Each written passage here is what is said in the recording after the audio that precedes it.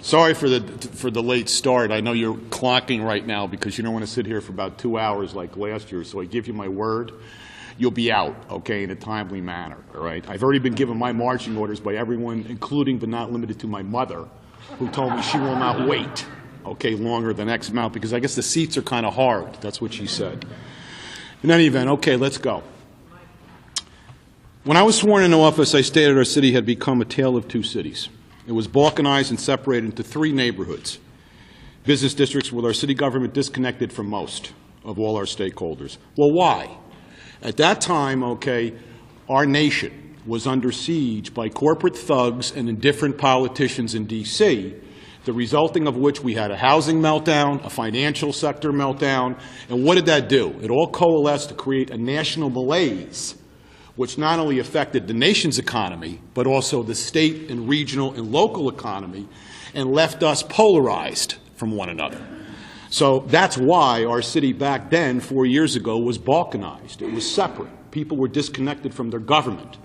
And at that time, I pledged to create a partnership of all stakeholders, to connect everyone in our city, okay, to their city government, and to address their quality of life, their public safety concerns, which the only way you're ever going to obtain economic development, people, as you all know, is if you address your own backyard first. And that comes down, okay, to quality of life. That comes down to public safety. And as the result of that, you plant seeds for employment opportunities, and you attract people to want to come into our community, to want to live, work, and play, and invest. So to that end, I stated that we had a potential to be a model city. And indeed, I think we're on our way. I'm here, with all due respect, to report that this partnership has, in fact, okay, put us on the right path, on the right trajectory, if you will, to becoming a model city. And I stated that as part of this pledge, with this partnership, we need a new paradigm of governing. And that simply means we need to focus on restructuring, reinventing a government that's more transparent, that's more accessible, that's more fair, that's more open, and more efficiently uses your tax dollars at a time when there ain't much going around here, as you're all aware. And by doing that, we foster an interest of people who want to come into our community, okay, and embrace our life, our community. So this partnership is all connected to this new governing paradigm, which is going to give you the following overview for the next couple of minutes. At last year's State of the City, I also noted the mayor holds up a mirror, okay, that we all look into. And what's interesting about that metaphor is that what you see in the mirror depends on what you do in the community as part of the partnership. And what you see in there are the accomplishments of everyone working together for the past 4 years. And I'm very proud about that, and we're going to get into it right now. And the only way we could ever succeed to be a model city and succeed with governing in the manner we have is by this partnership or through this partnership. So I'm pleased to say that, excuse me, this new partnership has allowed us to manage our government as a business, similar to all householders do. I'm also pleased that for 4 years now, each budget, okay, has been a transparent, accountable, modified, zero-based budget requiring, okay, department heads to justify all of their expenses. Additionally, okay, we have put in a new time and attendance procedure as the result of State Controller's findings, which now avoids overpayment of accrued leave, which historically was a real problem. Also, it avoids the likelihood of fraud perpetrated upon the taxpayers. The cut savings and the consolidation of services, okay, from this new approach to governing have resulted in significant savings on our 2015 budget and all the budgets prior. And I'm very proud of my administration under the guidance of, where I don't see him here if he is here. There he is over there. He's under the weather, John Toohey, our controller, and his staff. His staff, they work very zealous and tireless, okay, in the Treasurer's office. They deserve a lot of credit. It's not easy because you have people, particularly with a snow emergency and snow removal and tickets. People are going in there screaming and yelling about their tickets. It's also tax payment time, people. It ain't a good place to be working, okay, some days, okay, in that office. So, John, your people deserve a lot of credit, and I want to thank you. And under your leadership, we're doing a heck of a job. And because of all this, for 3 years in a row, and for the budget next, and I'm confident next year, we have met the 2% property tax cap. And indeed, we have also, okay, complied with the property tax freeze credit program. And this is all as the result of the hard work of John and his staff, as well as department heads who embrace this new approach to governing and working together and making sure that each expense, okay, has a benefit to the public, to the taxpayers. And this is all notwithstanding, just quickly, 1% of the budget is equivalent to $150,000 of spending. Now, the cap, that means that you get $300,000, okay, as an increase for spending. Think that through. 88 cents of every dollar is unfunded mandate. 88 cents of every dollar is unfunded mandate. 76 cents of every dollar is for personnel. I think in this budget this year, we have approximately a little over between $1.5 million for capital equipment purchases. And I think our debt is about $2 million, which leads me to this. Because of John Toohey's hard work and constantly reviewing our debt, we've restructured the long-term debt to provide that we have a AA- credit rating with Moody's. What that simply means is we're getting free money when it comes to bonding for capital equipment and capital projects. So good job, John. And again, take into account this is against the backdrop of all those horrible numbers, unfunded mandates, and the costs that we have no control over. So they deserve a lot of credit. There's no question. When I took office, there were 3 union contracts expired, all 3. And I'm very, very pleased that this year's budget has settlements for all 3. 2 out of the 3 unions have ratified the settlements. We have contracts for the Kingston professional firefighters along with the CSEA. The PBA's contract is waiting ratification by their folks, I think, next week. And then the council has to review it as well. I'm optimistic, though, they should probably ratify that as well. So those 3 contracts, I want to say something. The CSEA and the professional firefighters, the union, they deserve a lot of credit. They stepped up and they cooperated and they gave us operational concessions and paid more for their medical, which is really in the best interest, okay, of the taxpayers. And they have, the firemen, for instance, have 24-hour shifts, which have given them, okay, they're using less sick time, it's less overtime. They love going to work. I talked to most of them the other day about it. They're doing more training. They're doing more maintenance on their equipment. They're more productive because of these 24-hour shifts. So in contract negotiations going forward, we have to take a look at very seriously the costs, what the term and conditions mean with respect to operation, how it affects, okay, the bottom line of our budget, and how we have to put in perspective all of that, okay, and negotiate contracts that are in the best interest of not only the employees, but also take into account the taxpayers' responsibility. And I'm very pleased and proud that we did that. And I want to thank, again, CSEA, the Kingston Professional Firefighters Union, of Tommy Tiano here, Lieutenant Tiano, and Firefighter Wren. And I know Francis Fegg with CSEA, thank you. And Barry Rell, if you're here too, Sergeant Rell, thank you for your hard work, okay, with the contract there as well.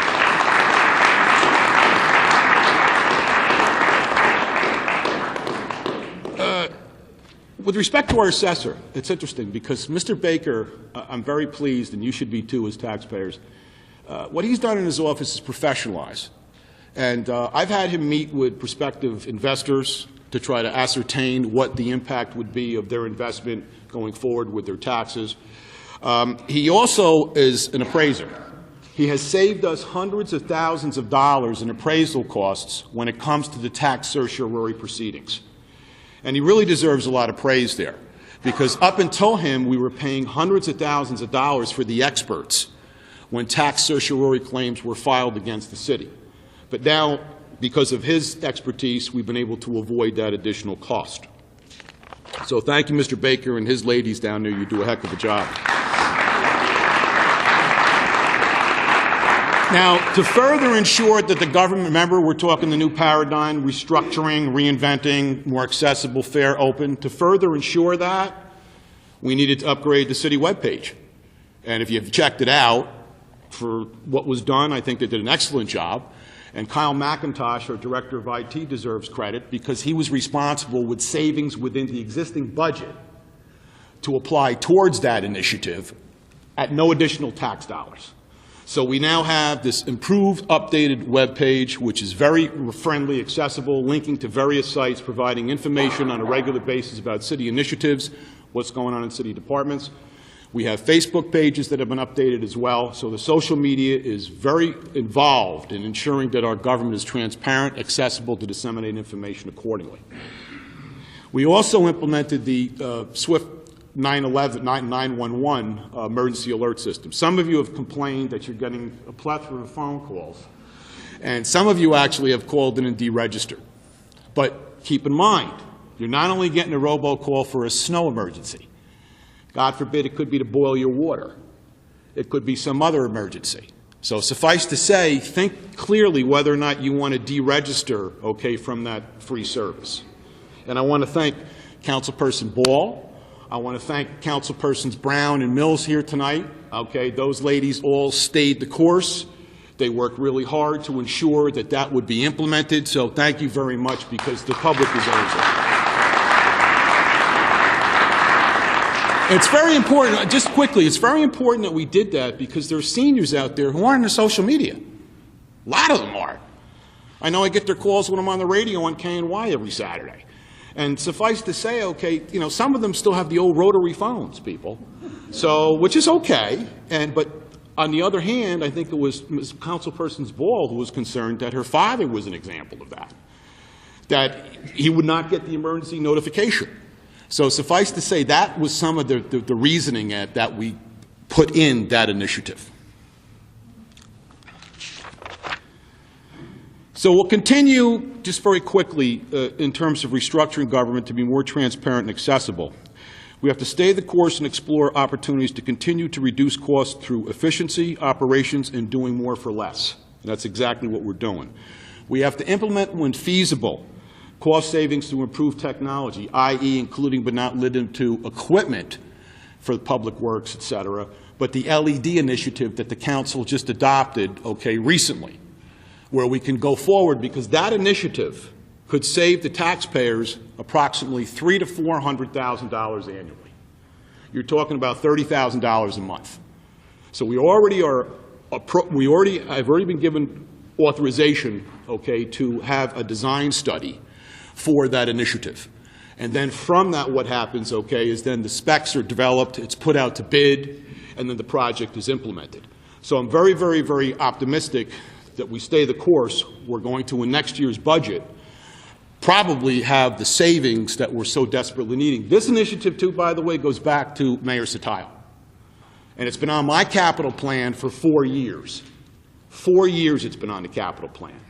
So we're respectfully requesting that the council, with its infrastructure committee, start to get busy. And I know they've had one meeting, and I know Councilperson Mills has been steadfast, but the other two councilpersons, they haven't scheduled meetings, they're not contacting my office for information, and we have a number of projects in this city that need to be done. I'm hoping that when we have the gap study, which is an assessment, Barton and Judas, who are here this evening, to take a look at our infrastructure and then provide a report as to the status of it, will then prod the council committee, okay, to actually act and be more engaged when it comes to, okay, working with the mayor's office to try to deal with these infrastructure projects that go back, in some instances, 5, 10 years. We can't keep waiting. It's just not, it's not right. So we're going to continue to consolidate services quickly. We saved probably about 200 grand between consolidating the register with the clerk's office and also, okay, 911 emergency management with the county and tourism. And we'll continue where we can find savings, be it within city government or with other governments, where we can consolidate our services, have more efficient services provided, and less incurring of costs. So I'm very pleased with that, and that's a partnership we have with County Executive Mike Hine. We got to continue to market our city as a destination, a cultural and recreational tourist destination. Sales tax, people. You get sales tax from that when people come into your area and they do these different things. Now, we've got to continue to invest in infrastructure and other initiatives which also expand the tax base, deal with health, safety, and welfare, et cetera. But we have to continue to invest in building and safety and zoning code enforcement, parks, public works, and public safety. First, building and safety. Under the direction of Chief Mark Brown and his building and safety crew, thank you very much. I have to say that we have more responsive enforcement of the building and safety and zoning codes. The same has resulted in more efficient use of tax dollars. I got to say that the dedication of personnel specifically to multiple dwellings, vacant buildings, abandoned property, unsafe and dilapidated, has reaped incredible return in the neighborhoods throughout the city. It's resulted in properties being appreciated in value, their assessments increasing. It's resulted also in interest in those neighborhoods, but what it really results in is empowering people in a neighborhood to want to feel good about their block and want to be able to get out there and be involved so that they all have a stake, okay, in their neighborhood. And the Building and Safety Division, with what you're doing in that area, is fantastic. We hired a bilingual part-time code enforcement officer dedicated specifically to Midtown to help us with the Latino population. It's been very, very successful dealing with those landlords. Block by block, it was started under Mayor Sotile, and it's a very, very good program where literally the fire department, other city agencies go from block by block throughout the city and try to assess building code violations, zoning. We even send the dog warden out. And it's very successful because it then has a positive impact on each neighborhood, and it empowers people to want to take ownership of their respective neighborhoods. We have to also continue coordinating. I see some people from historic pres and landmarks and heritage, planning, assessor's office, corporation council. These other agencies have to be involved, okay? Anything to do with building and safety and zoning, so that we're all working together on the same page to ensure the quality of life and code enforcement and our neighborhoods, okay, are intact. And I'm actually, unfortunately, due to administrative error, the city code lost a provision where we were able to assess an assessment on vacant buildings. Now, that's very important, because when you go around the city and you see those vacant buildings just sitting there, no one's occupying them, oh, they're paying taxes, but they're just sitting there, they're causing blight, they're actually not a fit for that particular neighborhood with what's going on there. So the law allows us to put a fee on that property owner's taxes to get them in the game to occupy it, to use the property that they currently own and are paying taxes for. And it was actually removed from the city code 6 years ago by an error. When I was one of the city attorneys, we picked it up, and we were able to counsel, thank you, because you got it back into law, and I really appreciate the council people who supported it. Also, if you remember, I proposed last year, and it's been very successful, the Unsafe and Dilapidated Building Initiative. And I'm very pleased because the council support passed, at least 7 out of 9 of you did, passed, okay, my request to amend the law so that the executive branch would have enforcement authority, okay, on unsafe and dilapidated buildings. I want to thank the council also because I requested funding for the demolitions, which was received.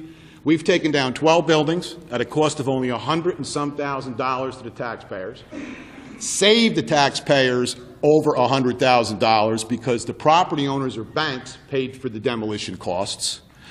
Then on top of that, there were 3 properties that actually are still on the tax rolls. The owners decided to renovate them, okay, after they were hit with the tickets. So in a nutshell, what did this do? Again, it empowers a neighborhood. It attracts people who want to move there. It attracts investment. It makes people feel that they're stakeholders. It increases the value of their property. It increases the assessment, helping the city. And in some instances, people over on Garden Street, when we took down that property, they had a block party, okay? Literally a block party.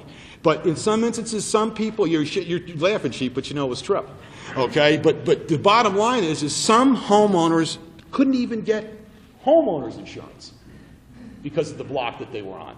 because of some unsafe or dilapidated building. That's not acceptable to do to people.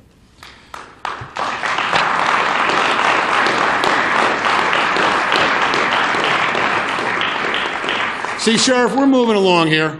We're moving along, Sheriff. So basically, simply put, the council respectfully requested should invest, continue to invest in code enforcement. And I got to tell the public, when you get hit with a ticket from block by block or from the building and safety or zoning, we're not Dracula, okay? We'll work with you. We have situations where there's seniors, where there's disabled, handicapped people on fixed incomes who are struggling to pay their taxes and who are on fixed incomes of $1,100 or $1,200 a month if they're lucky. And to expect them to automatically, okay, remedy or remediate a code violation, we have to be understanding and work with these folks. So I want to assure the public that even though we're enforcing the code very zealously for the reasons stated, we're also cognizant that people are struggling out there. And if we can help you out by putting off, okay, so we want you to paint your house. Well, you can't do it when it's sub-zero, or you can't do it if you got a broken leg. So you understand where I'm coming from to try to work with people accordingly to that end. Parks. Over 8,000 people a year participate in our programs. Over 50,000 people a year go to our nature center. Phenomenal. And they do it, why? Because of the natural beauty. But we have these programs also to ensure our youth and seniors and adults have something to do. Because investing in these programs is more humane and more sincere than investing in jails, probation, okay, and other programs, or other means by which to control people who don't have anything to do. So suffice to say, I'm proud because my administration has invested $1 million in our parks and in our public facilities, okay, providing recreational activities. I'm very proud of that. And we've done everything from putting new bathrooms to new playgrounds. Hasbrook Playground is finally going to be down at JFK. It's a partnership with the Kingston School District. Very pleased. Van Buren, new bathrooms, some of them solar-powered, composting. We've got a number of initiatives at Hutton Park, the Hodge Center, capital improvements. Andy Murphy Center, finally. Now, I know Butch Guido probably knows this, not to put him on the spot. But Mr. DeLuca tells a story, okay, every once in a while. I remember my grandfather talking. The auditorium for seniors was a jewel in this city. And Glenn Miller Orchestra played there. Johnny Ray, I don't know, you know, some of the kids here, but regardless. You had that center that was really an anchor in Midtown. And we have an $800,000 bond, okay, that we're going to be able to use for restoration of that facility. And I know Commissioner Wood is in the background, and he's probably happy.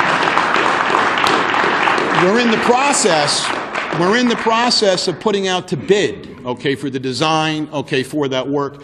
I'm also going to free up $100,000 CDBG money, okay, to help with the exterior work so that we can then gain access to the interior work. So we'll do the exterior first. I'm very, very pleased with that, and it's something that's going to be very exciting for the city.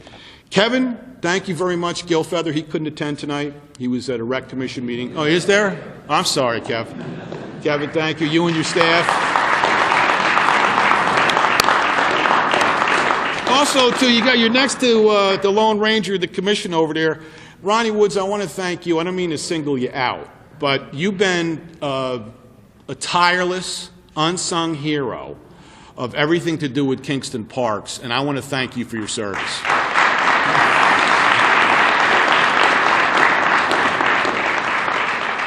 Now, to further reconnect from this partnership, I established several councils. Councils for seniors, council for the arts. I see a couple of the senior members here tonight. So seniors, arts, vets, clergy, ad hoc. And the purpose of these, and business, the purpose of these councils is to address their concerns, to engage, to listen, and then to bring back what they would like us to do for their concerns. And the seniors, for instance, I'm very proud because we've done everything from put on barbecues to dances to events to get them around town buses for events to intergenerational programs, okay, with the rec department, okay, where you connect seniors with kids with cooking, reading, all kinds of cool stuff. Mike Lemire from Community Action, I don't want to single you out, but I'm gonna.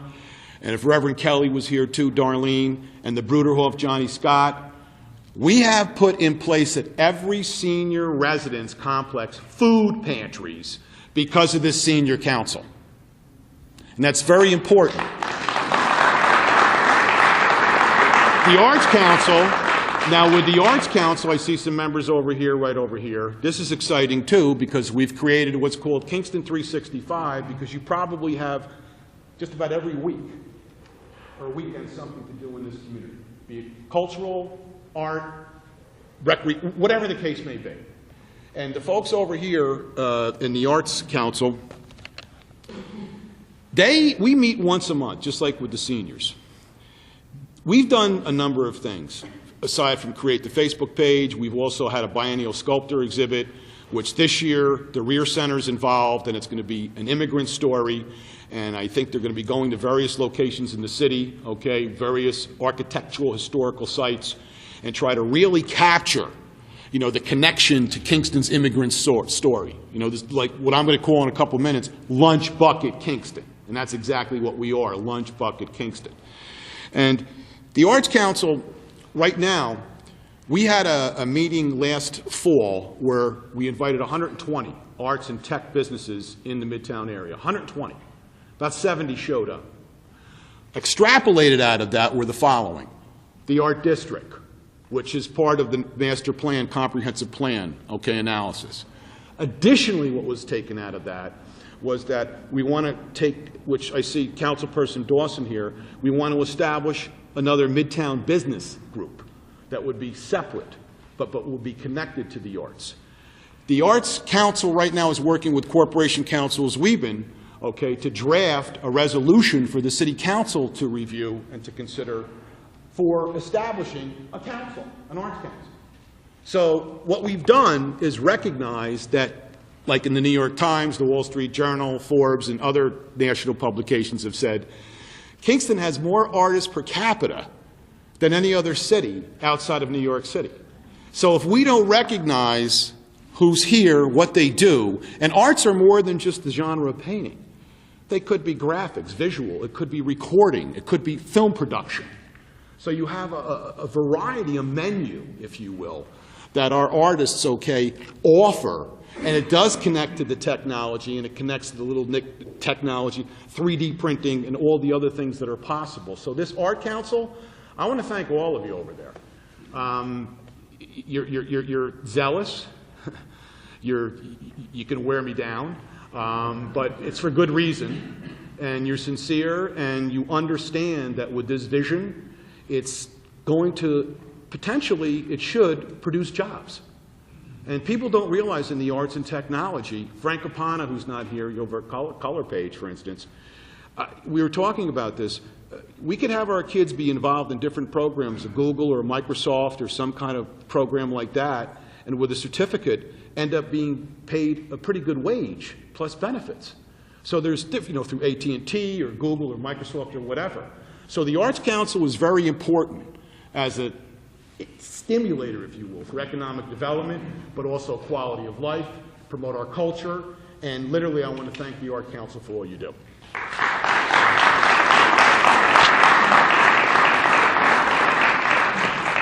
Very quickly, Live Well. We established the Live Well Coalition, which I see a couple people here are part of it. And what's interesting about this is that we did this to create a collective vision for a healthy city. And to that end, we received awards from President Obama's wife, Michelle, 2 years ago for this initiative. We're doing this in conjunction with Cornell Cooperative, BOCES, Ulster Health Department, Institute for Family Health, and the Health Alliance. David Scarpino, thank you very much. Good friend and supporter not only of the city but this initiative. The purpose is to provide our residents with healthy lifestyle choices as to nutrition and as to recreation. So we connect, it's about living well, playing well, aging well, healing well. This group has even met with clergy, seniors, all the stakeholders in this community to try to connect them to living well in our city and what it has to offer. So stay tuned, because there's more good things happening with that. Now, I mentioned earlier quickly about the food pantries. I met this week with a group of all food pantries and soup kitchens in the city, purpose of which was to organize essentially a council. Next meeting, we're putting together a mission statement. From that, we're going to plan a hunger summit. We don't know where yet. It might be at United Methodist, OK, in Clinton. And Mike will talk about this as well. And basically, the purpose of this is to put these folks together to avoid competing with each other for scarce food, resources, and volunteers. For instance, St. James, people don't realize every Sunday, 200 and some people are fed up at St. James Methodist. Reverend Kelly can get 200 a day, okay? Michael, I don't know what your numbers are right now. People don't realize hunger is a serious problem in this city, and it's incumbent upon us to do something about it. So we started with the seniors about 2 or 3 weeks ago. Point of praise, I see the Reverend here, okay, their food pantry. There was some additional extra food. It was provided to Ms. Dawson, the council person for Ward 4. She just went over to Henry Street, started knocking on doors. Single women there, okay? Yeah. Because here's the problem. Here's why we want to have a summit. We want to humanize the issue, because people are very proud. And it's not easy to go into a food pantry and get food. And then when you're going to get the food, how do you prepare it? They don't pick the vegetables out. They don't have the equipment at home to prepare it. So this summit will bring us all together so that we all can work together, avoid the competition, but also have the capacity to really meet the need for those in need. So I'm very pleased with that, look forward. But this came out of, again, the Senior Council. It's just amazing, and that's why I want to thank the ladies who are here tonight, and Mike as well. Just very quickly, Public Works, for several years, less personnel, 15 to 20-year-old equipment, given the circumstances. Shippy, you're not here tonight. I know you had a test earlier or something, medical. God bless you.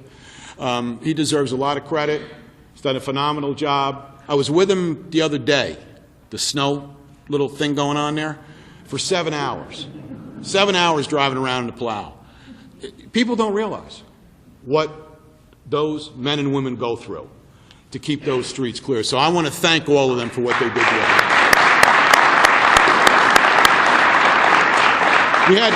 We had 20 trucks out on the road, okay, the other day, and they worked 16 hours. So people should take that into account. 2011, Mayor Satile, another good idea he had was the foresight about the single stream recycling. And it's unbelievable, because in 2010, we were picking up 10 tons of recycling. In 2015, it's an average of 50 tons per week. Now, what does that mean? That means that we're paying less in tipping fees. Remember those little fees you have to pay with the RRA? It also means that there's no water weight, which increases the tipping fees because they have lids on them. It also means we're keeping the litter off the street. So it's win-win-win. Now, what also Mayor Satile had the foresight to do was to invest in these trucks that are very efficient, that allow us to use less personnel to pick it up, you see. Another thing that Mayor Satile did was the totes. And I'm pleased. The single-stream recycling was complete in 2013. I think in 2016, sometime next year, we should be done with those refuse totes that I know most of you are waiting on, okay, your new brown refuse tote. You're going to get it, and it should be by next year, if everything goes. The council gave me, thank you, $50,000, okay, to pick up an additional 50,000 refuse totes. The capital plans, $25 million of capital infrastructure projects. $25 million in play right now. And Ralph Swenson, I don't know where he is, right here, our engineer, if he is here, deserves a lot of credit. I mean, what Ralph has done, and his assistant, Alan Aiden, and what they provided. Every month, Ralph literally attends finance committee meetings. And I see the chairman of the committee here smiling, Marion Mills, and she's shaking her head. And he comes in with massive amounts of information and just sits there and just in a very organized manner explains simplistically all this highbrow engineering stuff. And I got to give him credit. He's diligent, he does a good job, and I really can't say enough about him, about his work product and quality. It's incredible. But just getting back to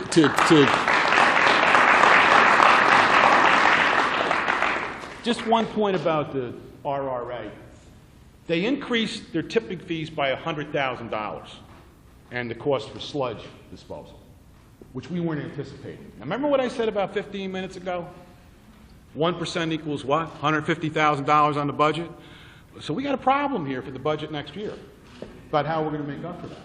Also, too, we got $10 or $20 more per ton on the sludge. Now, I have Mr. Shoup, Superintendent, Corporation Counsel, Mr. Toohey, Controller, and the sewage treatment plant operator, Mr. Winchell, Alan Winchell, preparing a report as to what our options are to offset that additional cost because of the tipping fees being raised for the solid waste and the sludge disposal.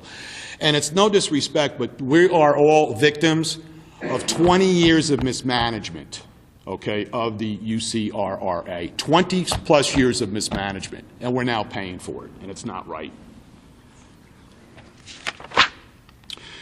A couple things quickly that were environmentally friendly that the BPW did also. Introduced the computerized delivery systems for road salt, which means there's less trucks on the road, less carbon footprint. Also a more friendly product that's being put on the road.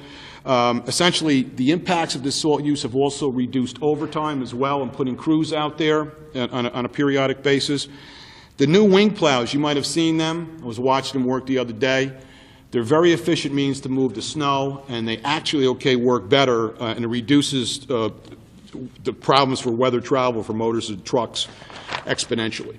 Now, all of these initiatives introduced, some of which I stated were started under Mayor Satile, others of which I started or continued, have resulted in savings, more efficient use of your tax dollars, more efficient use of personnel so that we can have them do other work, and also, too, an impact on our environment, which is very important, for all of us, who live here, and for future generations to get the benefits of those particular operational changes which have had a positive impact on the environment.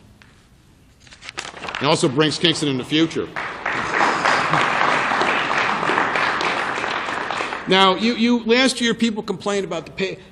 We put over $650,000 of paving in your streets last year.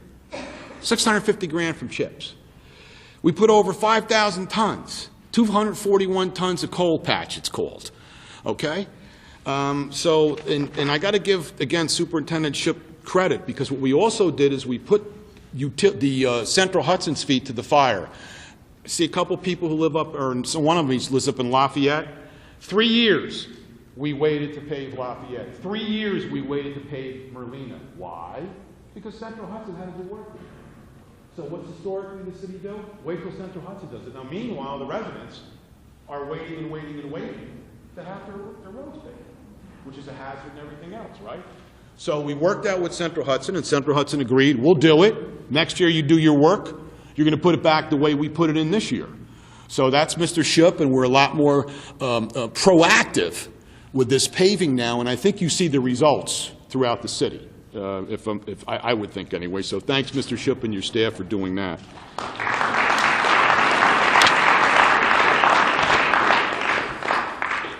I already thanked him.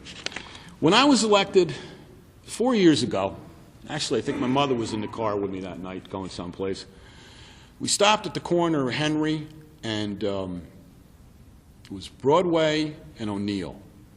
And there were about 10 clockers there, 10 people selling drugs. And recognized a couple ladies of the evening. So we're looking. Now they've been there for a while, God bless them. Well, you got to make a living, right? God help them. But in any event, it was an alarming scene. And the landscape, literally, I think I counted at one point, there were over 20 or 25 vacant storefronts. Well, I'm pleased to report under the leadership of Chief Tinty that the landscape has dramatically changed. And under the hard work and effort of the PD and personnel, the landscape has changed. But also the landscape has changed because of the citizens and the business owners who are now working and operating on Broadway. And I see one of them here tonight, okay, I don't want to put him on the spot, but that's David Sousa from Roca Florist.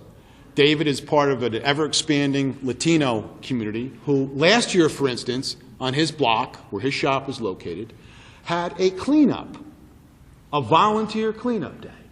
So it's not only because of the Public Works, the police department, which it is, don't misunderstand me, the good leadership of Chief Tinty, but we're engaging and empowering people and businesses to take ownership of their neighborhoods and their blocks.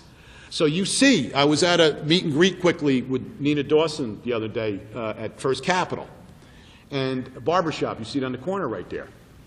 He's got 4 chairs. And what's interesting about this is I was talking to the owner and his staff, and they're going to have a block party.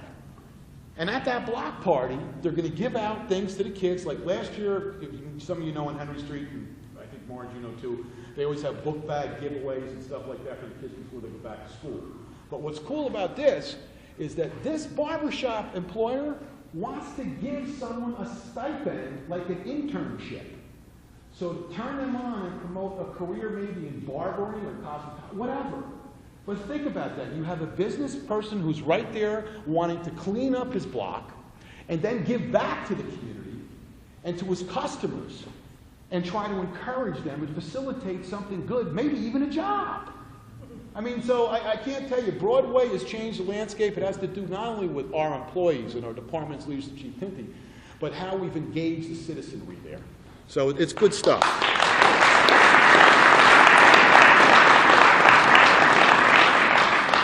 Now, Chief Tinty, I got to give him credit because he is a master when it comes to technology, which allows him to reassign personnel. If you've noticed, the crime statistics are down dramatically, okay, for the past several years. A lot of it has to do with reassigning personnel. A lot of it has to do with using technology more efficiently. And for all these reasons, we've been very successful. Also, though, the chief has put back on Broadway foot patrols at different times. The bike patrol is back. The Hodge Center now has the Youth Bureau, where we have a little like Youth Bureau, like a little academy for the kids. And I gave out certificates to them, I think it was last fall, okay, for the graduates. It's a very good program for the kids to turn them on about being a police officer or do something in law enforcement or do something of a civil service related nature to get them involved in working for government. And it gives them a real good, again, you're empowering these kids. You're trying to get them turned on to education. You're trying to get them turned on to give it back to their community. And that's exactly what we should all be doing, okay, with city funds when we do put them into the Hodge Center for those various programs. Now, we had a forum back in December at the request of the Black Ministers Alliance. And I'm very pleased, it was December 14th. From that forum, we had some people who had serious concerns. And we took them serious, the chief and I. And we went back to the police commission, and we're reviewing the following. We're reviewing our recruitment policy, for one. We're also reviewing, okay, the need and necessity for further training, potentially sensitivity training. We're looking into the body cameras. And then we're also looking into, the chief is going to, he's been doing some research for me, some kind of liaison that will connect, okay, the police commission to the citizens, giving them the assurances that they can talk freely, that they can actually, okay, provide information and work with the police commission, okay, but through the extension, okay, of this liaison. So I have to tell you, I get a phone call from anyone about a concern, and I know the clergy who's here this evening has been an example of this, and some of you. I get your phone number, I give it to the chief calls that individual. At this forum, the chief gave out his cell phone number, okay? It's his office number. So no one can say that our community is not trying to connect. And I'm also proud because the chief walked with me in 2 marches. He walked with me on January 1st, okay, the Unity March, And then, okay, on Martin Luther King weekend, when the Ministers' Alliance put together with the Bruderhof, okay, a Martin Luther King march, the chief was there as well, and was there when we spoke. So thank you, Chief King. Now, getting back quickly, though, but the cops do more than just fight crime. I get phone calls all the time about what they do and help people with quality of life. I get phone calls where people say, did you know what that officer did? You didn't have to do that. Really? That's the kind of stuff we should be encouraging. Going back quickly to the firemen, I'm remiss. Last year we had a sinkhole, if you recall, up at Frogs Alley, up at Esposito's Ducks. I was up there a couple times, 11 o'clock at night. And the one night, the first night it hit the fan, I got a phone call from the owner at 11 o'clock. So he said, where's the chief? Where's the BPW? Well, little did he realize that the chief was at a call because the rest of the stations were dealing with 12 calls that night, 12 emergency calls. So by the time I got there, the chief was there, Public Works was there. Your guys were taking sandbags and throwing them up against the foundation to stop the infiltration of the water into that man's business. And I've seen what they've done. They do more than fight fires. Then we talk about what they do, okay, in the community with goodwill, be it around Christmas time, be it around the senior barbecue they cook, be it around the senior breakfast, okay, every December around Christmas time. So I got to tell you, you do more than fight fires, and go and say to the chief, and thank you very much. And the same thing, chief, your guys and gals, they do more than just, okay, protect and serve, and I want to thank them for it as well.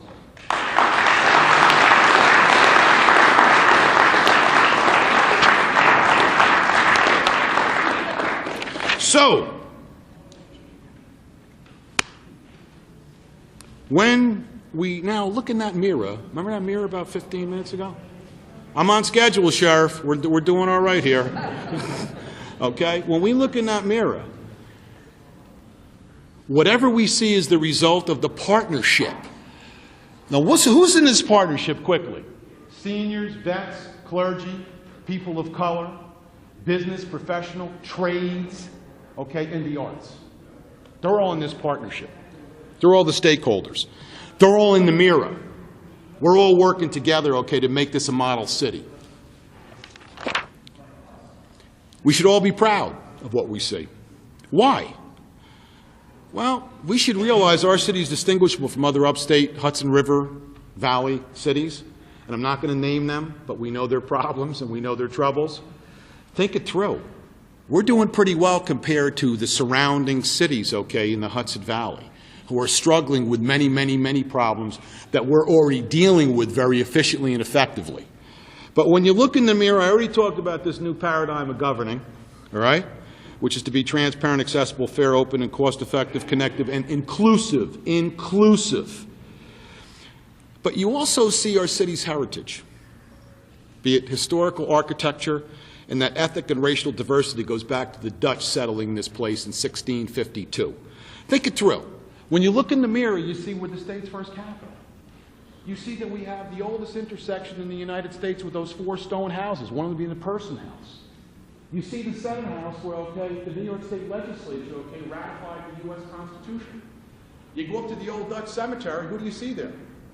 George Clinton, first governor of the state, also, okay, a founding father. Old Dutch Church, one of the oldest Reformed Dutch churches in the United States. You put that all in perspective. That's incredible for what we have in this city. And there are people in this city, kids, they don't have a clue, okay, of that great past, that historical, okay, fabric that we have here in this community that people just don't take for granted. And this population, one of the neat things about our city is, and I'm looking around the room, and some of you went to school with my father and my mother, and I'm looking around the room and I'm thinking, some of your parents or grandparents worked with my grandfather in the brickyard or in the sweatshops over on Cornell Street. Our population in this city is what sustains us. The diversity of our population, okay, makes us who we are and allows us to deal with the challenges, okay, in the future. So it's something I'm very proud of because I'm kind of like a mutt. I'm Irish, Italian, and Dutch. So And what people don't realize, that lunch bucket charm, we built in New York City. Brooklyn Bridge, okay, our cement, our bricks, we did it, okay? We're the ones responsible for it. Don't forget the D&H Canal, okay? So we are literally, if you think about the Empire State and who helped build the Empire State, we Kingstonians did, believe it or not. So we also see in the mirror that natural beauty, right, of the city, which makes us what? A destination. We see a plethora of culture, arts, and entertainment, recreational activities on land and water. We see our Uptown Stockade District, past and present. We see the Broadway Corridor, the Bring Back Broadway project, the connectivity, the Green Line, the BEAT, okay, initiative.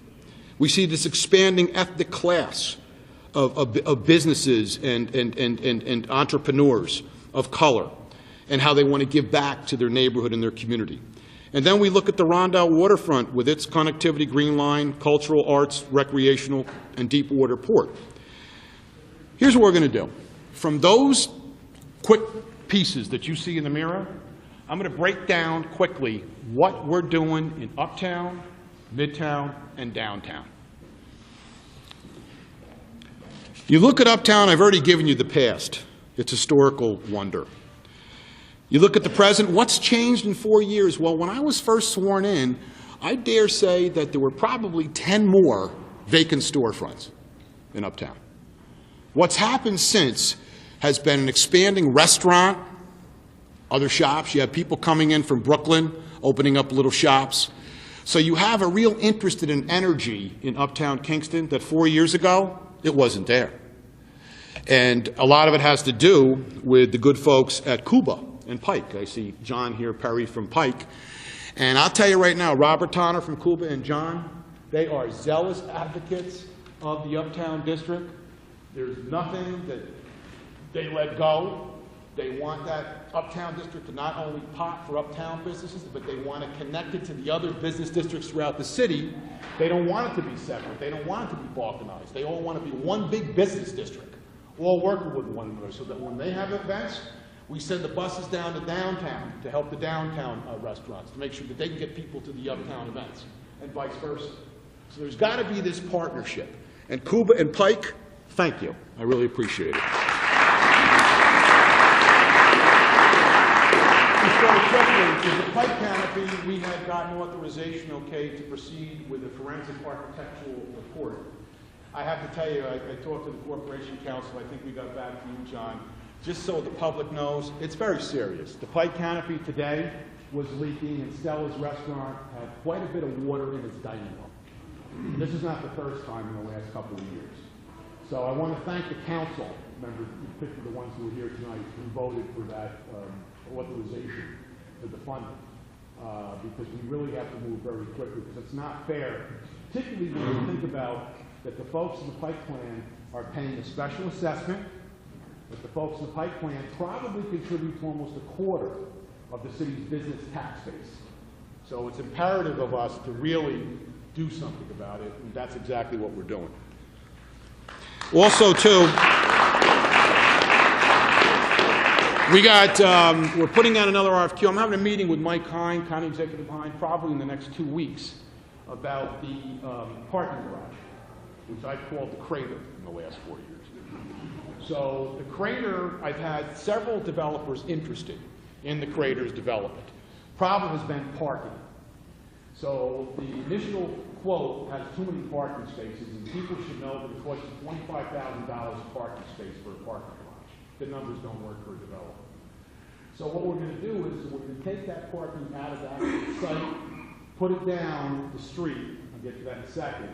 And the meeting I'm going to have is with Mr. Hine and a prospective hotel operator. Now, for 4 years, I've been trying to get hotels into this city. And the problem is that hotels do not want to come into cities. They want to go near malls. I don't know why anyone would want to pay $200-300 a night and then go to Starbucks next door or Dunkin' Donuts, but hey, you know, they might be better off going down to your B&B over there, okay, and having a nice breakfast. But seriously, you know what I'm talking about. The bottom line is Kingston needs a hotel. Uptown, we need one downtown. Because we need to attract. We have so many people coming in here with all of these events. I'll give you an example quickly. It's one of the initiatives, the new initiatives. We had a contact here, Mr. Zwiebel did, from the Hudson Valley Film Commission. I can't mention who, but it's used, the studio and the producer, huge. They needed, I think it was 200 plus hotel rooms. Now, where are we going to get 200 hotel rooms? We don't have them.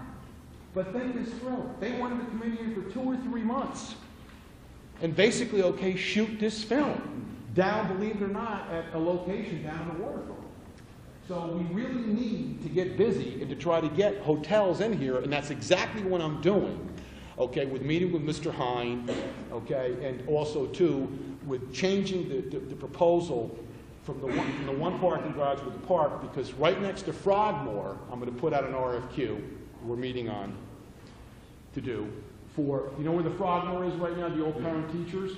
The idea would be to put mixed use, commercial, residential, parking right there. So you'd have parking there, mixed use. You'd have the parking mixed use, okay, down where the parking garage is, the crater is currently. So the idea would be to shift that down the street so it gives incentive to developers.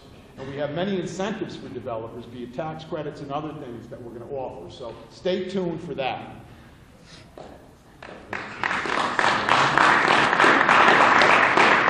People don't realize, I said it earlier quickly, that the cultural events uptown, I mean, O Positive, Joe and Kevin, where are you lovable, crazy guys? They're not here tonight. I mean, these guys have taken O Positive and turned it into an international, okay, event, literally. It's just incredible. And basically, okay, they have something going on the West Coast, they have it on the East Coast. They want to use Kingston as the franchiser, if you will. And in the last 4 years of doing this, they provided, I think it's almost $300,000 or $400,000 of free medical care, okay, to artists who come in here and exchange their performances for free medical care. These are artists who don't have insurance, of course, and can't afford medical treatment or care. And what's interesting about this is they've even had meetings with Johnson & Johnson and major pharmaceuticals because there's other states looking at this as a possible model to provide health care for those who can't afford insurance, or the Obamacare initiatives. Quickly, we've got, I said, the expanding restaurant district. I think I counted, I think there were, is it 18, 19? Might be over 20, if you count the little small cafes and the hot dog joint, et cetera, up there. It's about that. We have the farmers market now. It's all year round. When it's not in the street, it's in the Old Dutch Church, which draws thousands of people to this community, okay, and connects to our local growers and vendors. BSP is becoming a real multi-purpose venue, okay, with some big acts and entertainment. They're doing very, very well right there, all right? We've got little niche tech firms. You've got Rick Dragon of Dragon Search, who's known all over the world. Rick, his company bought the Stavo building, which is right across from where the parking garage is, and actually it's across from the Herzog's warehouse, which used to be an old hotel. I think it was called the Kingston Colonial Hotel back in the 30s, if I'm not mistaken. So he stayed in Kingston. Cale Kapashian of the Volleying Media, another high-end web and also kind of design firm. They both employ probably between the two of them, I don't know, maybe 50 employees. All good paying jobs, plus benefits, real good paying jobs. That's our future for our kids that I'm going to get to right now. So you also have the Catskill Mountain Railroad. I'm glad County Executive Hine, he and I had discussion because what he's done is, I think, is the right thing, and he gets it for what it means for a business district uptown, is that he's proposed the RFQ for at least 2 miles of the Catskill Mountain Railroad line, which they've been using very satisfactorily right now, okay, and been successful on that 2 miles. I've been in contact with those folks from Catskill Mountain. I've seen their business plan. County Executive Hine is waiting for their business plan. We're waiting for some other information. I've had discussion about a hotel at the Kingston Plaza, and I'm going to revisit that discussion, okay, with the hotel operator. So Catskill Mountain Railroad, the initiative is very well intended. There's no question. But they have to get it together. The information has to be provided to the public about their financials. They have to show the business plan. They actually have to show that they can do it and have the capacity. They haven't shown who the board's going to be and many other intricacies that are necessary for them to even be able to bid on the proposal. So stay tuned, because I got to tell you something. 3 businesses uptown clocked over $100,000 in product and services. Dicing and Hudson Valley Coffee Traders. Dicing sold 13,000 chocolate chip cookies for the Polar Express. And from that, seriously, from that, Dicing actually created a new cookie for these mass events, believe it or not. And also, to Hudson Valley Coffee Trader, 13,000 cups of hot chocolate. That's serious stuff. Okay? Who's it? Scott with the tents did very well to save on tents. And Mike Juby, he's not here, was responsible for the staging for the events. And he did very, very well. This is important because it's jobs for us. It affects sales taxes. But yet, again, the caveat, beware, you got to have the information forthcoming for us all to embrace it. And I think that's the problem right now that the county executive has. So stay tuned for that because that's interesting. The 2 rail trails quickly, you got the Washington Avenue going up, 28 out to the Hurley Flats. That's something we're working on with County Executive Hine. You got the other rail trail that will be going from 587 out there, and I'm going to get to that, but the South Wall Rail Trail, which is technically part of Uptown. That'll be connected by the downtown Rondout Trail that I'm going to get to in a second. And what you'll be able to do, literally, is you'll be able to go from South Wall to Rosendale to New Paltz to Highland to the walkway over the Hudson. It's pretty exciting. And Swansea, who's here, our Director of Economic Development, he tells a story. He was on his bike last year, cruising around on 32, okay, on the trail. And a couple of people were cruising by, and it was like, hey, where can we go get something to eat? Where can we go get a beer? Whatever. And you're only a mile in from Kingston. Go on in there. So it does work. It does have potential, okay, to generate economic development and interest into this community. Broadway Corridor. I'm almost done, Sheriff. Broadway Corridor. I'm on time, man. I'm on schedule. I'm waiting for someone to pull me off. I must be doing all right. Broadway Corridor. It's interesting. What's changed? I already started talking about it when we were talking about Chief Tinty's leadership in public safety and Chief Brown with code enforcement and Mike Shipp, Public Works. I think the vision's changed. Like I stated earlier with those examples of First Capital Barber, David okay over at the flower shop. I think the vision's changed with the residents. I think they're feeling like, you know what, you took down King's Inn, you said you were gonna, you use it for community events, okay, you had the farmer's market there, okay, you're trying to do everything you can along the Broadway corridor and stimulate interest and investment. It's just a different vibe and energy. And the projects we have going down there, bringing back Broadway and the beat and the connectivity, right now bringing back Broadway is in the design phase and with connectivity. What that means in simple English is that we have funding now finally to rip up Broadway, put in a new streetscape. That includes sidewalks, curb. That's also going to include the LED light conversion initiative. It also includes to try to make more biking pedestrian friendly. So you're going to reconfigure that corridor, which is going to have a positive effect on investment. And to that end, I got Joey Deegan here and Bobby Ryan, and they're an example of one of 4 property owners who, because of that proposal and because of the BEAT proposal that I'm going to get into in a second, have invested a significant amount of money in the Ulster Lighting Building. And if you have gone past and you've seen the transformation, it is phenomenal. And Finkelstein, and thank you very much, Joey.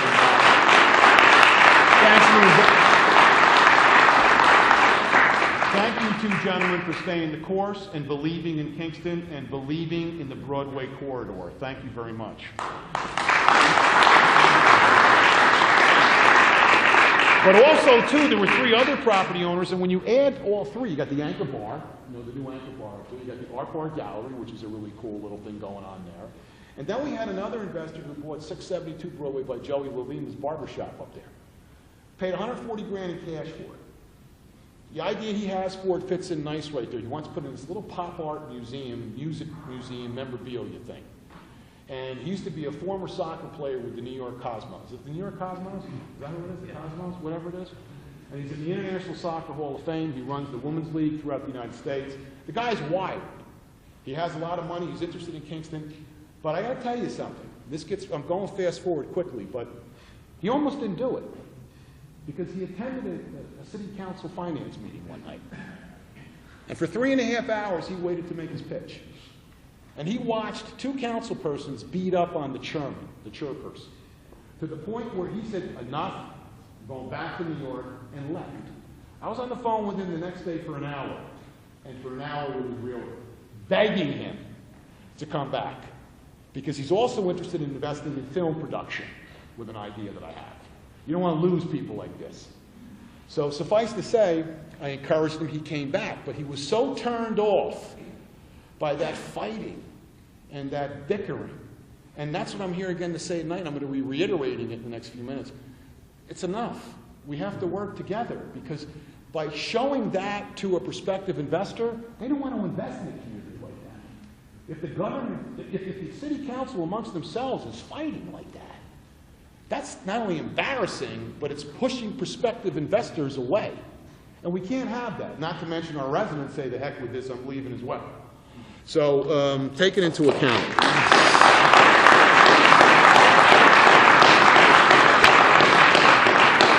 Now, as part of this connectivity, okay, Mr. Swansea right now is doing a brownfield study and assessment for the Cornell area, where we'll be putting in the Green Line Park, which will connect the downtown through Midtown and then the 587. So now think about this. Our residents in Midtown, who don't have a park, by the way, you have one uptown, you have one downtown, two downtown, and then the point, you have over at Lauren Park, but you don't have anything in Midtown right there. So that entire area will be turned into a park that'll have access not only for walking and biking, but for people to hang out, to have respite, and to connect, and to interact with one another. And it also provide people with safe passage, okay, because if they don't want to go down Broadway with the newly reconfigured sidewalks and everything else, they can go down, okay, in their own little area right there. All right? So you have as part of that, though, the BEAT initiative, which is Business, Education, Art, and Technology. And the whole purpose of bringing back Broadway connectivity, or the BEAT, is to invest in human capital and infrastructure. What's human capital? Education. Well, what are we talking about here? I've got a high school project across the street, $150 million, renovation. We've got a community college, by the way. I spoke to someone from President Cott's office yesterday. Ulster's coming in here in August or September. Yesterday, the chief met with their folks about the police academy that they're putting in there from the old BRC. So this is moving. We're investing in human capital. We're investing in our kids, our displaced adults, giving them hope and opportunity, okay, for education opportunities. And through the BEAT, you connect education to art and technology. Technology also includes now 3D printing. As an example, the kids at the Kingston High School got access to a 3D printer, and they designed their classroom, okay, for this pre-manufacturing program. Alcoa gave them $25,000 to design the classroom. They got hooked up with this 3D printer. They designed their own classroom. That's exciting, because what you're doing with this kind of educational program or initiative is you're connecting kids to hands-on learning and applying what they learn, and then preparing them for a workforce, for a job in that particular sector of the local economy that actually is going to provide opportunities, be it in art and technology and healthcare. And to that end, the BEAT includes a program through CDBG money, Community Development Block Grant, where we're going to have the basic social skill program where we help our kids ages, let's say 5 to 12 or 13, with social etiquette. Right on down to making sure that they do their homework, reading a tutorial, right on down to how they respect each other and one another, and right on down to whether they've had food. Because when you have, I think it is, and someone correct me if I'm wrong, when you have like 70% of our kids on subsidized lunches, okay, in our school district. Is it 70, Mr. Shaughnessy, something like that? So, you know, it's incumbent upon us to make sure that our kids are eating at night when they come home. So you've got this program is going to mentor them with an intern, either from the high school or from college. And then what I want to do is that we're going to trying to figure out, I want to talk to David, I want to put him on the spot, and Chuck Corey, and maybe one of the employers over on Tenbrook. I want to use some community development money for 2 Kingston students who would be ready to leave, let's say, college, if they were in an LPN program, or let's say they were in some kind of graphic program or something like that that would be arts related with technology.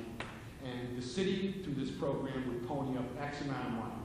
And then what I want to do is work out with Frank Flynn, the Chamber. They have through their foundation, the Chamber of Commerce, they have this new internship program. And what I like to do is then connect where we give the money, some of it, it's matched a little bit by the foundation chamber, and then a slice from the prospective employer. And try to get a path with an internship program, just singling out these kids here in Kingston who are in a program, ready to graduate. It's something I'll be getting back with you about, along, David, with you and who else? Oh, Frank Flynn from the Chamber of Commerce. Quickly, okay, yeah, the Midtown Business, we talked about the Art Council, the Art Bridge, we talked about the role of the Art Council, the Art District, what we're doing. Business Association, Nina, we're going to be working on creating to get those folks together. We're going to use you, David, and we're going to use the folks over at First Capital, okay, who are good guys. Again, I mentioned earlier that we have $2 million in investment last year alone in those 4 pieces of property. We've got an $18 million project called Lace Mill, people, over on Cornell. If you haven't seen it, it's going to be a model project. It looks beautiful. Thank God they got another 400-some grand. They were at 1.750 shy. I think he's only about maybe 100 shy now. I'm not sure. I mean, that's going to be an exciting anchor, okay, for the Midtown area. If you haven't already seen it, I'd encourage you to go over and check that out. It used to be an old sweatshop, as you're all aware. UPAC, we're putting money. They're doing portico, facade. They have a capital plan to make it all year round. I don't know if you know it. 6, 7 months a year, UPAC attracts about 60,000, 40,000, I think 40, 50,000 people. Could you imagine if it was all year round? Could you imagine if UPAC was all year round for the entire city? I mean, it's a no-brainer. So, and they have a $1 million capital plan project that they're trying to undertake. I mentioned UCC, targeted in the fall, high school and renovation across the street with the 4 academies. I also recommend that the high school board consider the school board, I've said this publicly, the PLA for the trades, all right, which would save tax dollars in the millions. And I'll get back on that towards the end. And then there's the Health Alliance.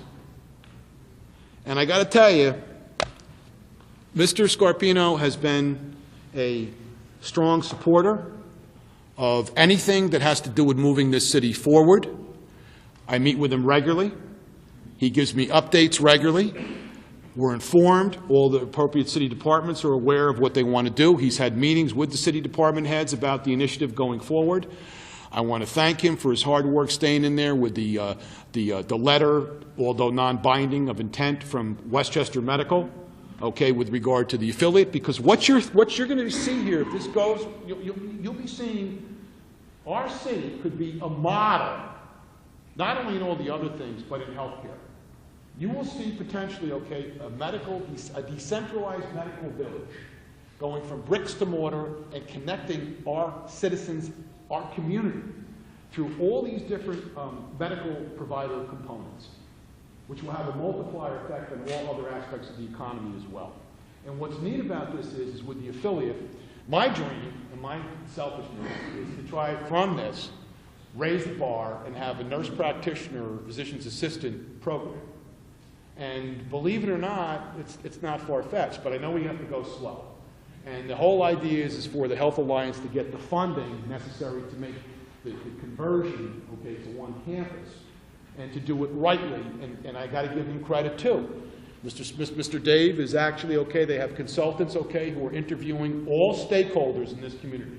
Mr. Dave has gone to all the service providers, Lions, Rotary, etc., and explained to them what the objective and the goals are, so that he is constantly engaging everyone in this community, all stakeholders, so that he gets the big picture, so that when we go to the state and we ask them for the dough, we know exactly what our community needs and how it could benefit the community as well. So, David, I want to thank you very, very, very much.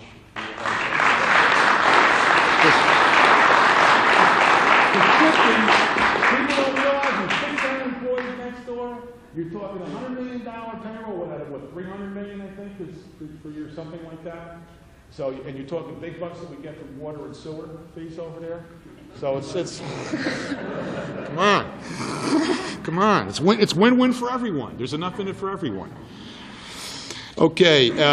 Kingston, I don't know. I had 2 developers approach me in the last year for a combination of retail, maybe a restaurant, and housing up on the top, on the second floor. At this point, I'll probably end up with the others I stated earlier, preparing an RFQ just to get that out to see if, in fact, we have any interest in that site. Right now, it's being used as parking for UPAC. We had a farmer's market there. We have a community events there. We even had food distribution. Point of Praise uses it on occasion to distribute food and other things. Some of the other church groups have used it for different events. So it's being used primarily as a community venue, okay, in that neck of the woods. Rondout, finally with the Rondout. Rear Center. If you think about it, everyone probably knows where Spring and Broadway, the intersection, Garrigan Drive, right there. We got that little building right there, the Rear Center, which used to be the Rear Bakery. And when I was a kid, they had these things called, you're shaking your head, they had these little rolls called, I used to call them bumpies. And they were like our own version of a bagel. And they were the most delicious thing you could ever have. You know what I'm talking about, George. They were delicious. But the point I'm trying to make is that that's now a cultural center.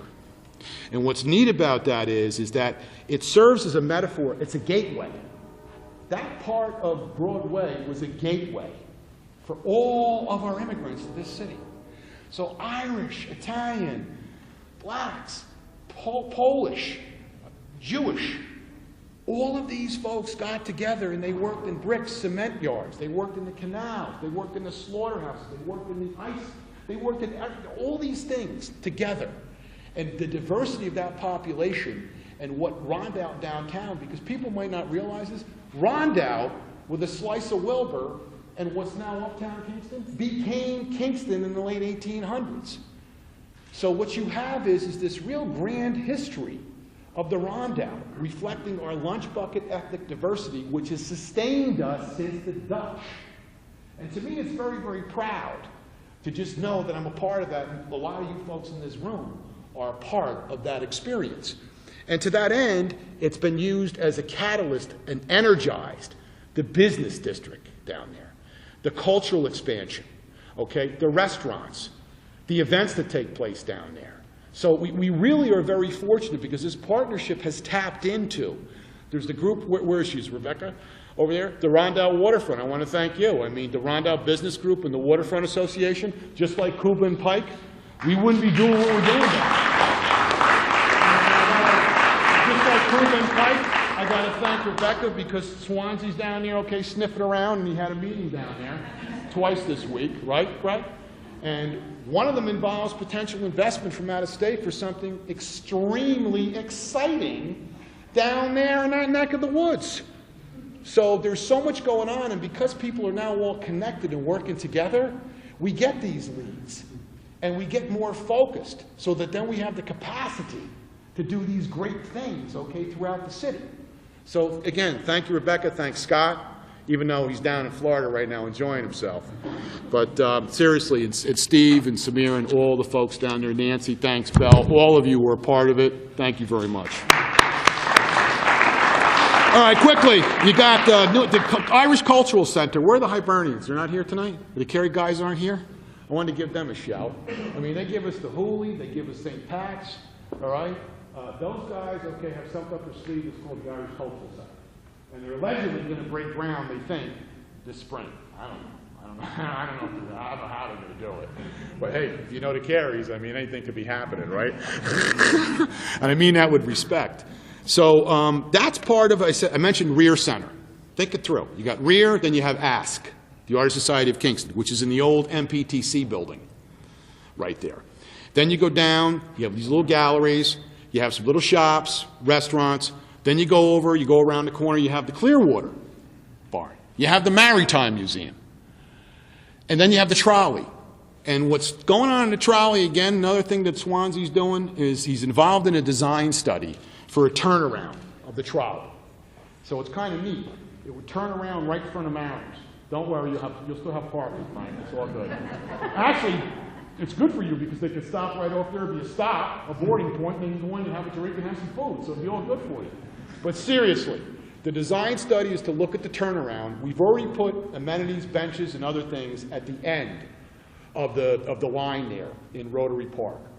And Swansea has also, with this, been able to have, the Bruderhof and other church groups along the causeway down there, that if you go down there and you walk along the trolley line, you'll see this beautiful view of the lighthouse. But if you walk, we have an 8 to 10 foot trail next to the track. So that connects out now. So it's pretty neat, okay, how we're using the trolley line. And I got to thank Mayor Satile, because we got $700-800 grand from thanks Senator Schumer several years ago for the money to refurbish the trolley line. That trolley line, believe it or not, is untapped potential, just like Catskill Mountain Railroad. It's huge, okay, for the waterfront, and we're on it.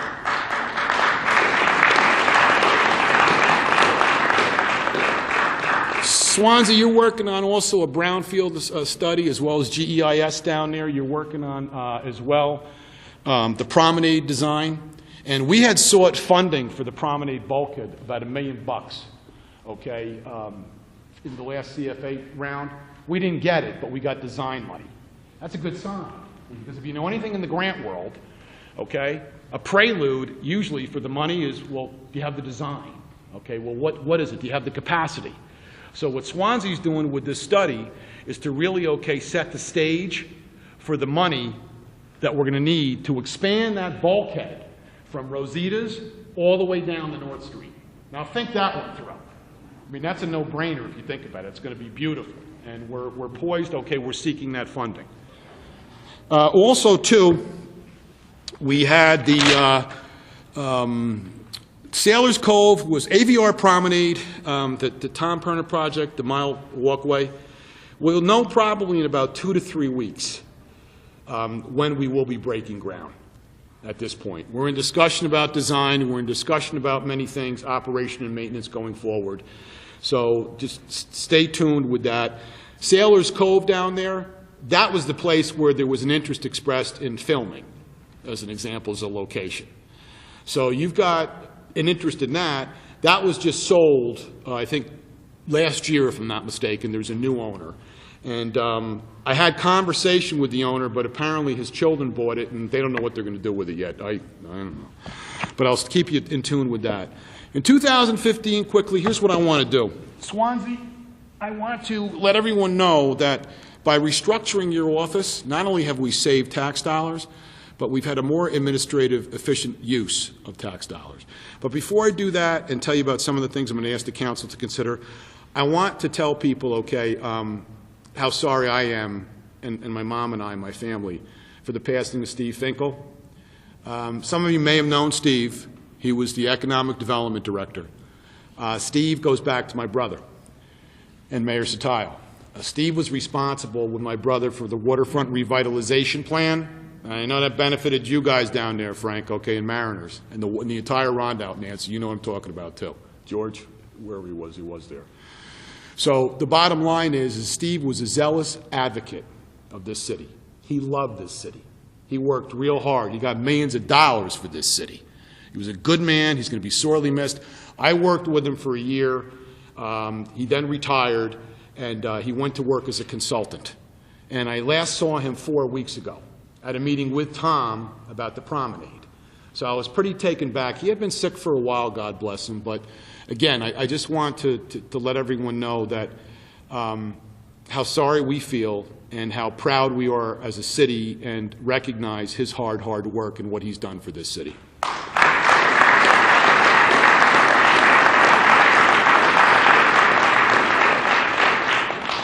So the Office of Economic Development, what we want to do is continue the course, but Swansea and I are cooking up an idea, and I know Raleigh's here, Green, our cultural tourist guy, who gave us the slogan I'm going to end with. We want to put together a one-stop shop brochure, and then allow for inserts, like, for instance, a one-stop shop brochure that describes what the assets are for marketing in the city, what the opportunities are, what agencies you have to go to. But then, for instance, take the art district and what's going on over in that neck of the woods. Put in a special little flyer, what have you, in that brochure, an insert, which gives the developer even more information, to consider for investment purposes. So Swansea and I are going to work on that. I know, Raleigh, you're going to be involved in it as well. I'm going to ask the council for just, ladies, I promise, just a couple of bucks. It's nominal. It's not a lot of money for the brochure. And we'll continue, okay, pursuing the grants that we're doing right now. I also have to tell you that I'm going to ask the council to consider, as this restructuring, to take a look at how the grants are administered. Because we have $10 million in that Office of Administration of Grants.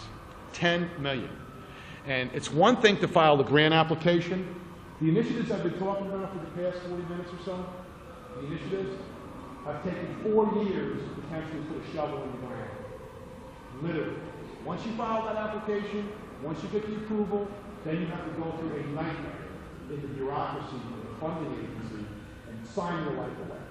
And even after you do that, you don't necessarily get the money, okay? So I can't underestimate that we might have to take a look that when it comes to administering these grants, we might have to come up with more special titles, okay, to assist him, okay, with the administration of the grants. It's very important because otherwise you lose. If you don't spend the money within a given period of time, you snooze, you lose, unfortunately. I want to also say as an initiative, okay, with the arts and digital film production, I spoke to Mike Hine. I'm going to follow up in a discussion with Mike Hine. I think we ought to establish between the city and the county an intermunicipal film commission, where that when we get these leads, we can actually, okay, target out venue, site, we can link it with the business community, we can make sure the hotels are involved, B&Bs, everyone gets a piece, everyone's pursuing the same thing, okay? So that's very important because people don't realize you have Hollywood production. 5 out of the last 10 films, Sundance, were filmed near Kingston. 5 out of the last 10, okay, that were big awards. That's very impressive. And the reason why Hollywood's moving to New York and New York's moving upstate, and when you go past New Falls, is because you get 30 to 35% tax credits, okay, if you qualify for film production. So Hollywood's saying, whoa, we can cut a film here, then we can produce it for a heck of a lot less than what we're doing, okay, at a Hollywood studio, what we're doing down in Manhattan. So I'm trying to put together, because 2 years ago I had an interest with a local company, and unfortunately, he never got the business plan back. So Swansea and I, it's something that I'm going to work very diligently to come up with my own business plan for that, because I have various locations throughout the city. I've talked to the governor's office. There's funding. There's either CFA or Empire State Development Corp monies. There's potential funding. I've talked to Chris Gibson. So this is not something that's out there. And here's the other thing for our kids. It's jobs.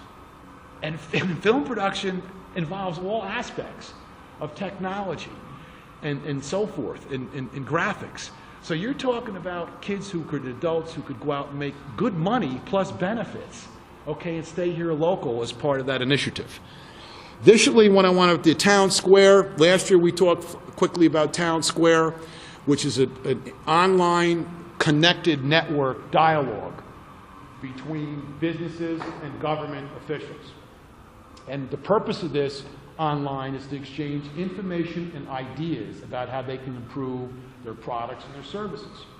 So basically, you'd be able to go online as a business person or government official, tap into this, and exchange information back and forth about what you're doing and how maybe they could help you do it better or you could help them do it better. It's very popular. I think the first place was around San Francisco, if I'm not mistaken, where it's currently being done. We tried it last year. It just didn't work. They had some chinks in the armor of the system. This year, I believe that they're feeling a little more optimistic about it. Kale Kapashla from Evolving Media, I think, is more optimistic. So we'll see where that goes. Industrial Park, next week in KLDC, first of all with KLDC, the audits have been very, very good the last 3 years.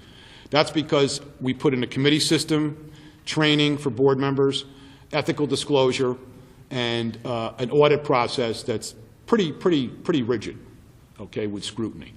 I'm also involved in pursuing the collection of $1 million defaulted portfolio that we were stuck with.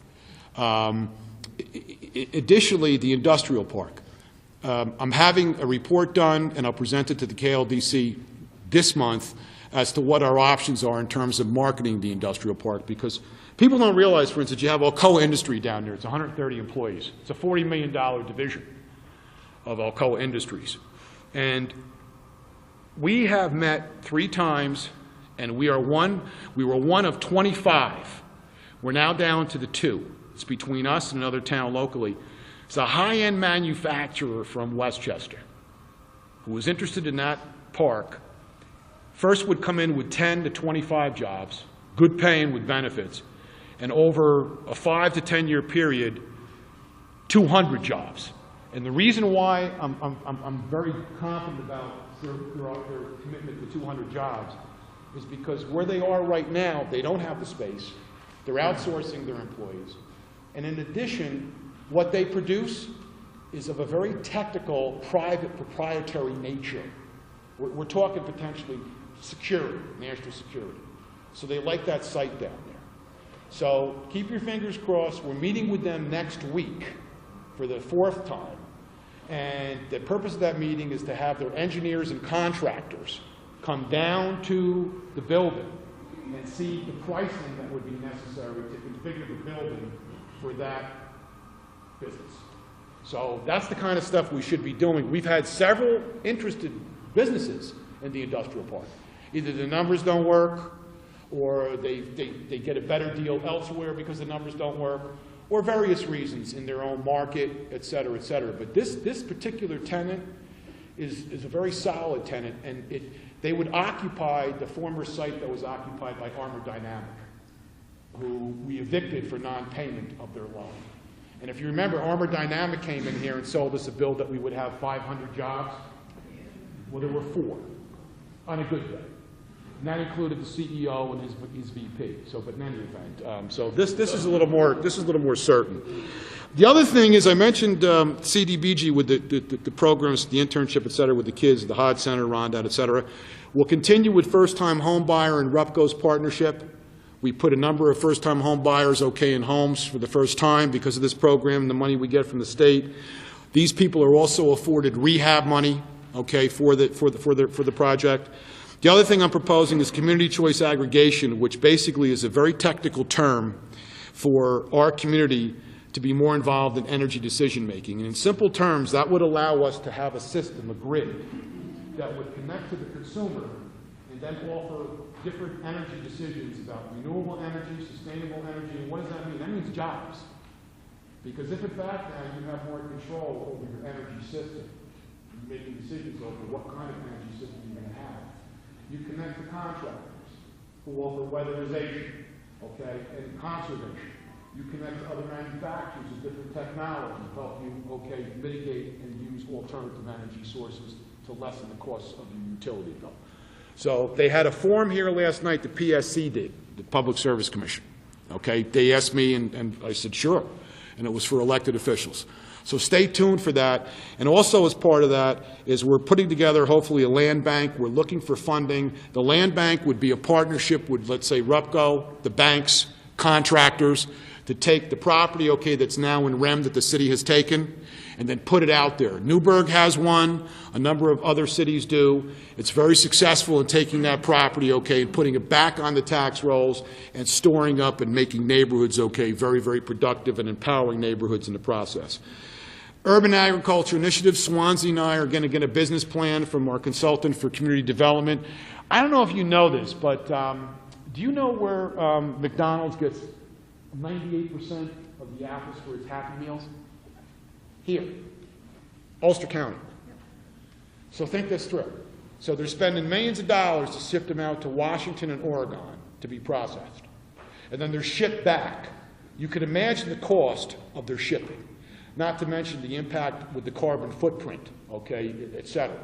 So I'm putting together a plan, and I'm going to send it to McDonald's. And I have people who are interested in investment. I've talked to Chris Gibson. There's money there with USD for agriculture. There's money at the state level for it as well. Mike and I have talked about it extensively. He knows there's funding sources. So this is an idea that might be 50,000 feet, but it's real. And it's very relevant because I don't know if you know this, that in our county, $500 million is the agricultural economy. $500 million. And think about that. The other thing we're looking at with this, it's called value-added produce, as I just stated, but also niche produce, specialty vegetables and so forth, that certain restaurants need and they can't get, and they have to go way upstate from the metro market to be able to obtain that product. So stay tuned for that. Vios, if you have any CWA people in here, fiber optics. We have an opportunity to get Verizon. How you doing, guys? We have an opportunity to get Verizon to do the right thing, to invest in our community with Vios. But they're not. I do know the Corp is thinking about us as one of 4 locations for that. And I'm in the process with your buddy John O'Malley and some others at CWA to put together a pitch and strategy. They're going to be part of the council to put together the trades as well, to advocate that Verizon open up the Vios market in our city. Why? You have a high school project. High speed you need, right? You got the hospital with things going on next door. High speed you need, right? Okay? 721, the film production, right? High speed, right? Okay? SUNY Ulster, high speed. Yeah, our building too. So, we all need it. And what's really disturbing is that they've made a knowing decision, corporate, to shut us out. They're interested in Beacon, they're interested in Newburgh. It doesn't make sense. Our problem is that in Beacon, for instance, I was told today, they have the switching infrastructure apparently in the main house. Our main house over here on the corner of what the heck is it, O'Reilly Street and Broadway. I had an aunt who started an operator there. God bless her. Aunt Helen. But I mean, the point I'm trying to make is that if you think about it, Vios, they would have to put a lot of money over there to connect. But what I'm saying is look at the market that they would have because of all the educational and things that are happening in this city. It's a no-brainer. So look forward to Vios and broadband. I'm working with CWA, and I'm going to, in a minute when I get to the Trade Council idea, that's going to be an opportunity for us to all work together and chain Verizon into doing something for upstate New York and our community. And also, too, it could help us with our franchise agreement is up in 2 years with Time Warner Cable. I like to go to Verizon and say, hey, they got it in 2 years. If you do this in the next 2 years, look what you have. You have the franchise as well as you have the market for the files. Again, no-brainer. It's not only about jobs for CWA, it's about your quality of life in terms of education, in terms of health care. It's about health, safety, and welfare. Because what they want to do is replace all this with VoiceLink, this little box that takes the place, of your phone system. Now imagine if you're a senior or someone, who relies on that medical alert. You got a problem on your hands. So for all those reasons, stay tuned. That's what we're going to be doing. Now, homestead, non-homestead, quickly. On March 5th, in March, we're going to have a meeting, for myself, Professor Benjamin from CREO, our assessor, the mayor of Albany, and the mayor of Rochester. The purpose of which is to try to figure out a strategy and plan to go to the state legislature to deal with the homestead, non-homestead tax issue. And I know there are business people here. People don't realize that the business non-homestead pay 2% or more than the homestead. However, the recommendation of Dr. Benjamin, one of them was to in 1 year, with a 28% increase, shift. We can't do that because it would be disastrous. Because people, here's an alarming statistic quickly, we're going to be taking potentially 105 homes in this year in rent. In the last 4 years, it's over 300. That's scary because these are people who you all know, their families who we grew up with, and they're all getting out of it. They can't afford the taxes. And the businesses can't afford it as well. So the state has to do something. There was a lawsuit down in the city, and basically, I think that's going to be also somewhat of a catalyst to get the state into the game here. So stay tuned. I'll let you know after the meeting. Kingston Greater Labor Council. See Mr. Ham here, CWA guys. Purpose of this council is to not only promote PLA as an apprenticeship, and I'm proud because I actually, was recommended that our apprenticeship language was lowered to stimulate more interest in the use of that for various public work projects. The trades live and work like CWA. There are hundreds of them in our community. They pay taxes, they volunteer, their families are involved in all kinds of activities. So this council, the purpose of it is simple. The council's purpose is to coordinate with other labor groups, but citizens, businesses, professionals, clergy, all the stakeholders in our community, advocate various initiatives, be it the Vios, be it a PLA, Be it an issue, okay, that might be in our parks. Like, for instance, I asked the trades and my friends Mike and others if they could help out on the kindling project. Okay? $300,000 new installation of kindling up in Forsyth Park. The trades are going to volunteer and help do the installation. That's the kind of what we get, the goodwill we get. And I know CWA does some of the same stuff. So this council is to try to educate people about what their issues are, but to connect them to the community so that they know what our issues are. So that we're working as partners and we're benefiting all as a group. So, when we look in the mirror and we see its reflection, are you better off than 4 years ago? Yep, I would think so, because of our partnership, which is inclusive. Inclusivity, not exclusive. And why has it been successful? We're listening to each other. We're including each other. We're working together. We're cooperating. What does that translate into? Positive change for our entire community. As I stated, look at what we accomplished. However, the naysayers and the cynics will probably still contend nothing good's going on here, that there's been no meaningful, positive, productive change. To those folks, I say, please become a stakeholder. Please work with us. You can see all the good things we're doing. And to those folks, I say, if you're saying that there's a divided government, I don't know if it's the same one that I'm a part of, because everything I've talked to you about tonight has been embraced by the City Council with 7-2 votes. There is no divided government, Kingston. There might be with 2 out of the 9, but the other 7, they ain't doing it for me, okay? They're doing it for the entire city. So thank you. So thank you. I really appreciate it. And the public is aware of this. We all know that these council persons don't vote for the public interest. They do for political elites and cronies wanting to do business with our city government and don't want to be bothered with the procurement policy of state law. And to those 7, again, I thank you. Recently, okay, you gave us the LED initiative. It was a 7-2 vote. And I got to tell you, last night the emails were flying from the other 2, encouraging, okay, my office and Mr. Swenson not to pursue what the council gave authorization to pursue. I don't understand this, because there's a committee system.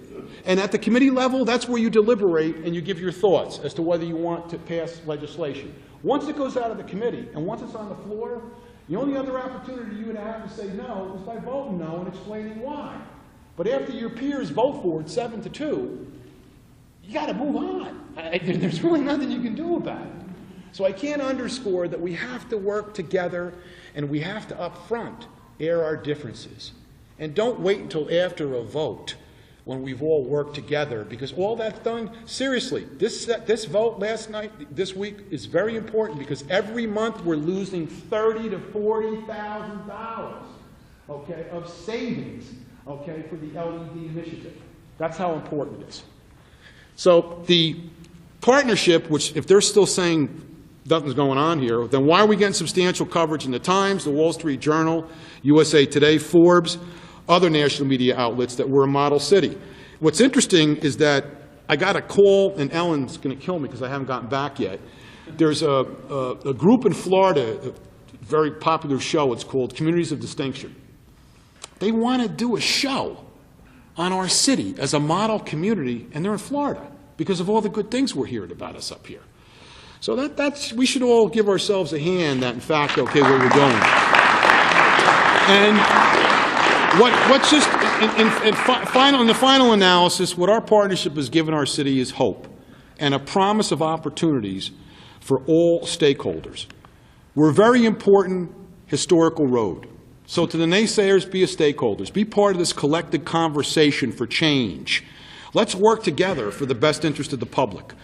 And that's simply put because, as Raleigh Green will tell you, history is just our beginning. What I've outlined for you this evening is not only our past, but where we are in the moment and where we can go as a partner in the future. So I think I haven't done too bad in terms of the time. I got you, not too bad. Which is, I know you're wondering, right? But I want to thank you for your attention. I want to thank you for your support. I want to thank you, because I can't do it without all of you. And without all of you, we don't have a model city. And I means we. And that's what it boils down to. So I want to thank you for being part of the we. And to the naysayers, come on, be part of the we. I mean, that's really what we should be doing. So thank you, God bless, and thank you for coming.